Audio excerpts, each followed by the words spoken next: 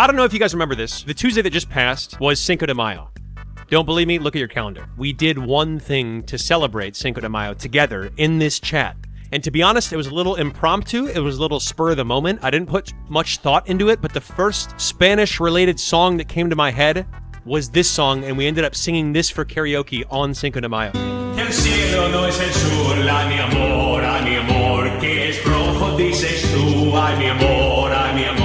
Now, I'm singing this song an octave lower of where the song is supposed to be.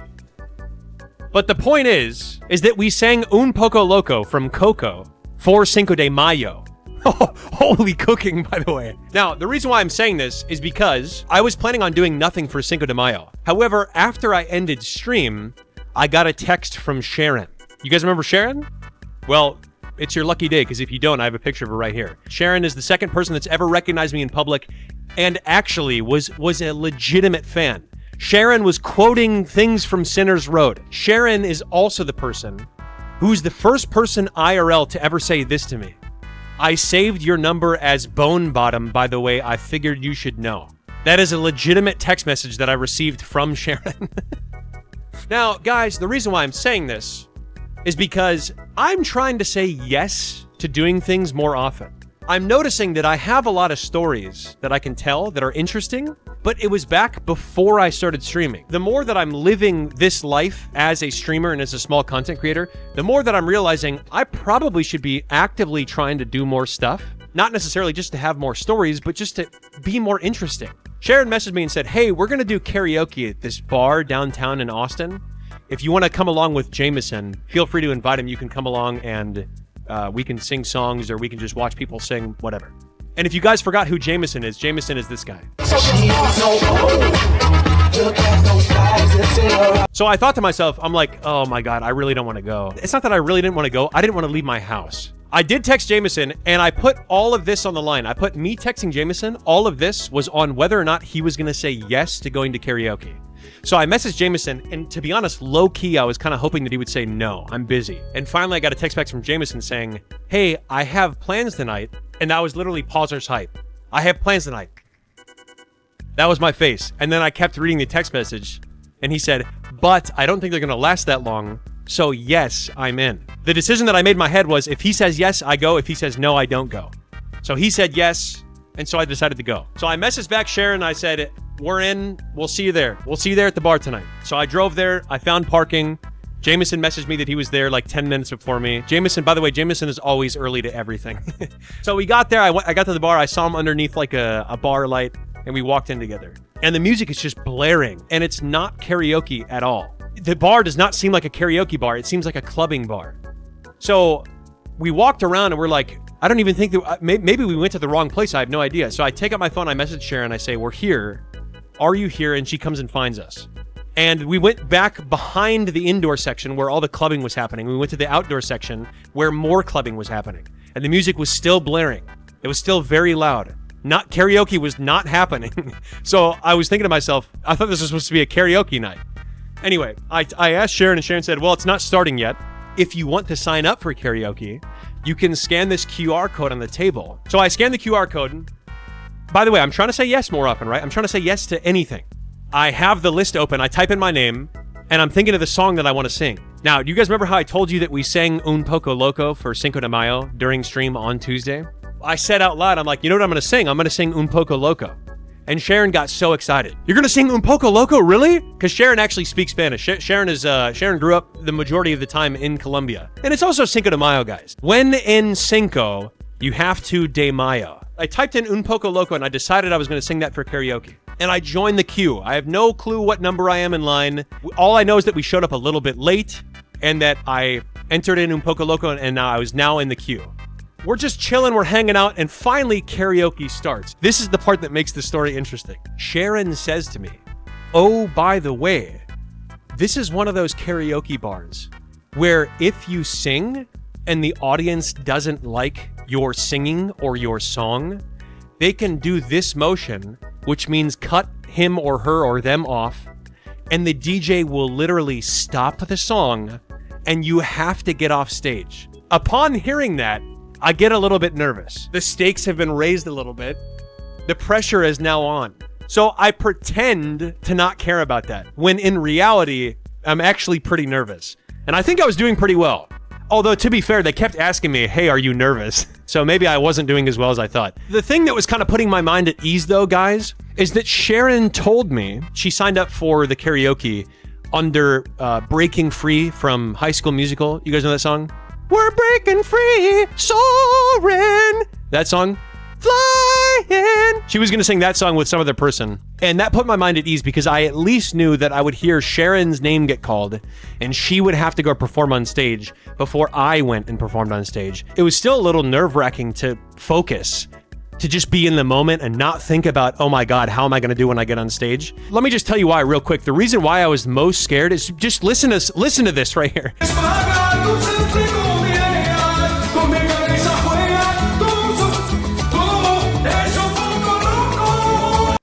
I was thinking, oh my God, these notes were hard to hit. And number two, I was stumbling over my words. So what if I do that when I get on stage and everyone just cuts me off and I have to leave the stage? That's what I was worried about. So can you even blame me? As the karaoke night started, the first two contestants walked on stage and you could just see they were nervous. And the crowd did vote them off. They weren't even nice. One lady walked on stage and said, hey guys, we're just trying to have fun right now, so please don't vote us off because we're just trying to have fun. Please no scissors. Instantly, she got voted off. Matter of fact, when she said, we're just up here trying to have fun, please don't scissors us, like I saw 5 or 6 hands go into the air and just start doing this.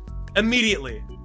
So the crowd started getting a little rough. Like the crowd started getting a little hectic, which made me even more nervous. But like the whole time, like I was pretending like I wasn't, you know what I mean? I was like, I had my little cup of water and I was like, yeah, no, I'm fine. I'm totally good. Imagine that there was a camera in the crowd and it was panning around to the different people of the crowd. And then it would pan over to me. And this was me trying to play it cool. This was me keeping it together. I started noticing a trend though. It's not all doom and gloom. I started to notice a technique or a pattern in what the crowd did like and what the crowd didn't like. I noticed that the people that were never getting voted off were the people that would walk on stage and just have confidence and energy. That's it. Now, I won't necessarily talk about the demographic of people. Well, okay, I'll just say it because now it sounds weird if I don't say it. It was basically just a bunch of white guys. If a white guy walked on stage and was like, woo! Woo! Come on, guys, get hype! Let's go! The crowd just latched onto that energy and latched onto that confidence and was more so just enjoying somebody have fun than critiquing whether or not they were good. And I started to think to myself, if I'm gonna go on stage, I'm not gonna show at all that I'm nervous. I'm gonna go up there and just start having fun. And that's gonna be my strategy. But remember, I was waiting to hear Sharon's name get called because she submitted her song before me. The people on stage were getting cut off faster and faster. I'm sitting there trying to preserve my voice. I'm not cheering, I'm not yelling because I want to save my voice for getting on stage. And then I hear my name. Not Sharon's name, I hear my name. So I sit there and I'm waiting. And I'm like, surely this has to be a different Trevor that's getting called because Sharon submitted her name before mine. Sharon has to get called before me. And I waited like 3 seconds. Nobody else was going on stage. And the DJ started going, Trevor? Trevor, are you here? I was like, oh shit, that's me. I started running on stage. So I walked up on stage and I'm just thinking in my head, I'm like, oh my God, please tell me that I can at least somewhat hit these lyrics. And the only thing I was thinking in my head was, be energetic and have a good time. That's it. And I'm thinking back in my head to what the actual Miguel from Coco does when he's on stage. And what he does is he just does like a bunch of like, and so I grabbed the microphone and I'm just thinking, okay, have energy, mimic Miguel. So I started doing that. I started going, no joke, it was working. It was working because the crowd loved it. And I hadn't even started singing yet.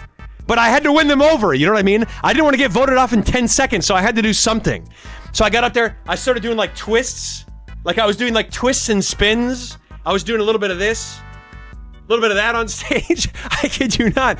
But I started singing And I asked the DJ, I'm like, did you put on the Spanish version or the English version? And he goes, Spanish version. Spanish version. Yeah, I put on the Spanish version, don't worry. Because that's the version I practice on stream, right? But little did I know, the DJ may as well have been going, I put on the Spanish version, trust me that one. Because he put on the English version.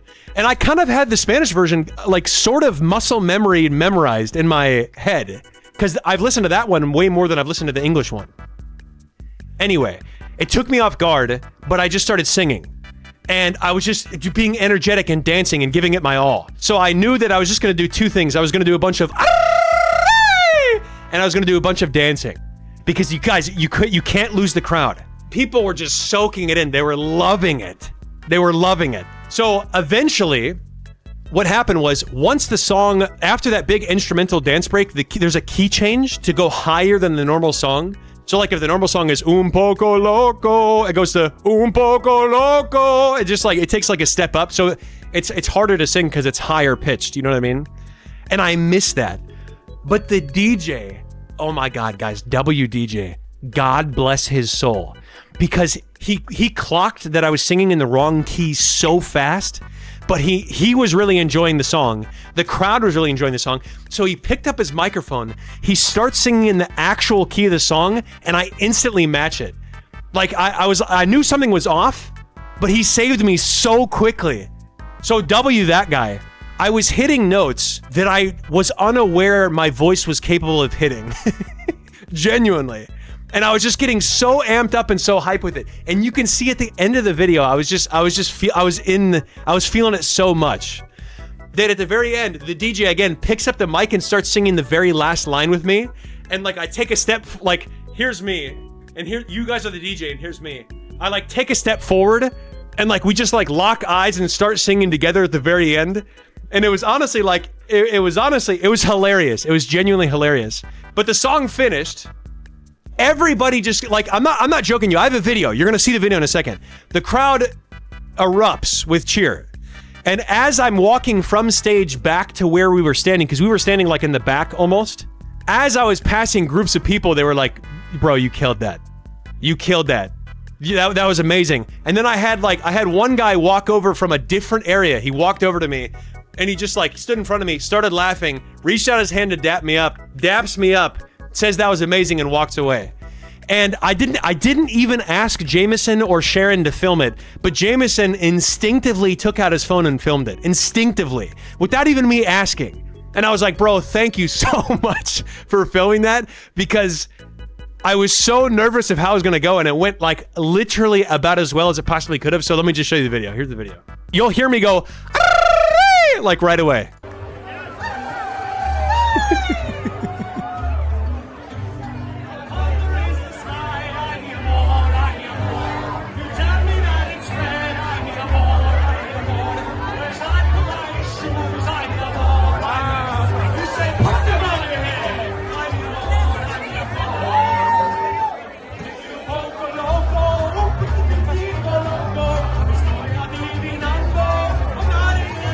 Right there, you heard me say estoy adivinando, because I was doing so many spins while I was singing that I forgot I was singing the English version and started singing the Spanish version. So I was like combining the Spanish version and the English version.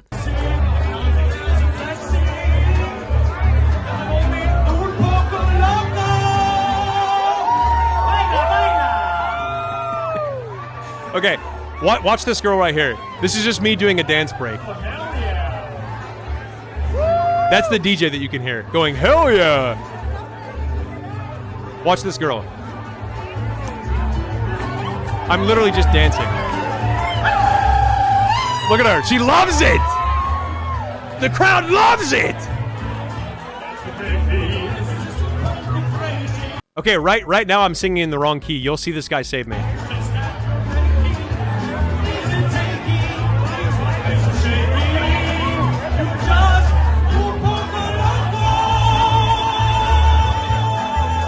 How the fuck did I hit that? How did I hit that note? I've never tried to hit that note in my entire life. I have no clue how I did that. I just did it.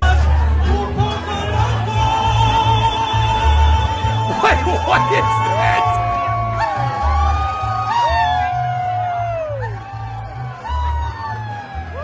Okay, now watch me and the DJ here in a second.